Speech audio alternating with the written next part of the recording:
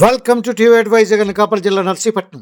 విద్యార్థుల్లో సృజనాత్మకత పెంచడానికే science fair ఏర్పాటు చేశామని మండల విద్యాశాఖ అధికారి 1 సిహెచ్ తలుపులు తెలిపారు.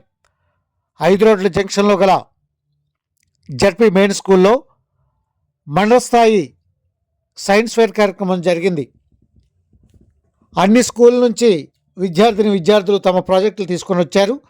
ఉపాధ్యాయులు శ్రీనివాసు, మంగతల్లి, ఏవి రాజగోపాలు, జయలక్ష్మి, ఆర్ఐవి ప్రసాదు, రజిత తదితరులు పాల్గొన్నారు. వేములపూడి, బలిగట్టు, నర్సీపట్నం, చెట్టుపల్లి నుండి 2, అదేవిధంగా model school, Chettupalli, ZP main school, Narsipatnam ఆ మెయిన్ నుండి కూడా జిల్లా స్థాయికి ప్రాజెక్టులు సెలెక్ట్ అయ్యాయి. అదేవిధంగా డాక్టర్ బిఆర్ అంబేద్కర్ గురుకులం నుండి కూడా సింగిల్గా మరొక ప్రాజెక్ట్ కూడా సెలెక్ట్ అయింది.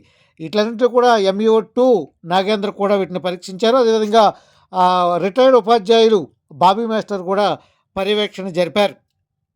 అయితే ఈ కార్యక్రమానికి సంబంధించి MEO సిహెచ్ తలుపులు మెయిన్ స్కూల్కి వచ్చిన అరగంటకు కూడా కనీసం పాఠశాల ప్రధానోపాధ్యాయులు అక్కడికి రాలేదు. దీంతోపాటు ఈ బల్లలు కూడా పిల్లల చేతే మోయించడం ఒకంత ఇబ్బందికరంగా ఉంది. చూడండి, ఈ బల్లని ముందు చూసిన వీడియోలో సుమారుగా 6-8 మంది మోస్తే ఈ 3 పిల్లలు ఈ బల్లలు మోయలేక నానా ఇబ్బందులు పడుతున్నారు. ఇది చూసి మరికొంతమంది విద్యార్థులు ఒకటొకటిని అక్కడికి చేరుకొని ఆ బల్ల కింద మరొకరు చేరి ఇటుపక్క మరొకిద్దరు అటుపక్క మరొకిద్దరు పట్టుకొని వారికి సహాయం చేసి సుమారు 8 మంది విద్యార్థులు కింద నుండి పై ఫ్లోర్కు ఇరుకు మెట్ల మధ్య వీటిని ప్రమాదకరమైన పరిస్థితుల్లో మోసుకొస్తున్నారు. మరి ఇవన్నీ ఏమీ పట్టనట్లు అక్కడ పాఠశాల ఉపాధ్యాయులు కానీ ప్రధానోపాధ్యాయులు కానీ ఏమీ పట్టనట్లు ఉన్నారు. ఇది కొద్దిగా ఇబ్బందికరంగానే ఉంది. ప్రభుత్వానికి చెడ్డ పేరు వచ్చే విధంగానే ఉంది.